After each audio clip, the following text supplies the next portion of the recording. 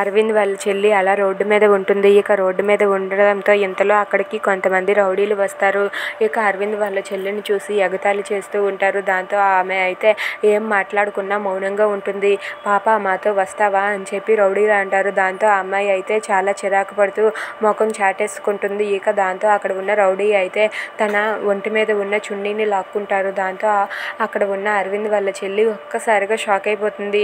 Please వదులు వదులు అని బ్రతిమలాడుతుంది. అయినా సరే వదలకున్న ఆ రౌడీ చున్నీని తీసుకుని వెళ్ళిపోతూ ఉంటాడు. ఇంతలో అరవింద్ వచ్చి ఆ చున్నీని గట్టిగా పట్టుకొని లాగుతాడు. అది చూసి ఆ రౌడీ అయితే ఏంటి పాప మాతో వచ్చేస్తున్నావా అని చెప్పి అంటూ ఉంటాడు. ఇంతలో అక్కడ ఉన్న అరవింద్ని చూసి ఆ రౌడీ ఒక్కసారిగా షాక్ అయిపోతాడు.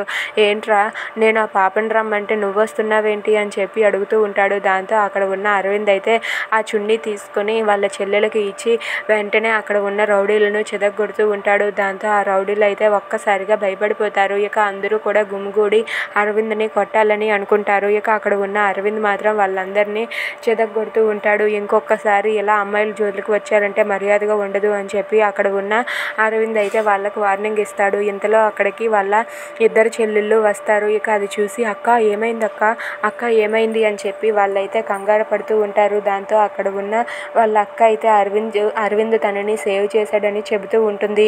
దాంతో అక్కడ ఉన్న వాళ్ళ చెల్లి అయితే అసలు ఈయన అన్ని ఇలాంటి పనులే చేస్తాడు, ఎప్పుడు ఇంకొకరితో గొడవలు పెట్టుకోవడమే పని, ఇదంతా కూడా ఈయనే కావాలని చేసి హీరోయిజం చూపించుకోవాలని అనుకున్నాడేమో అని చెప్పి అంటూ ఉంటుంది. ఇక మాట వినగానే అరవింద్ అయితే మీ ఫ్యామిలీ మొత్తం ఇలాంటి వాళ్ళే, మీ ఫ్యామిలీ అందరూ కూడా ఇంతే అని చెప్పి అరవింద్ అక్కడి నుండి వెళ్ళిపోతాడు.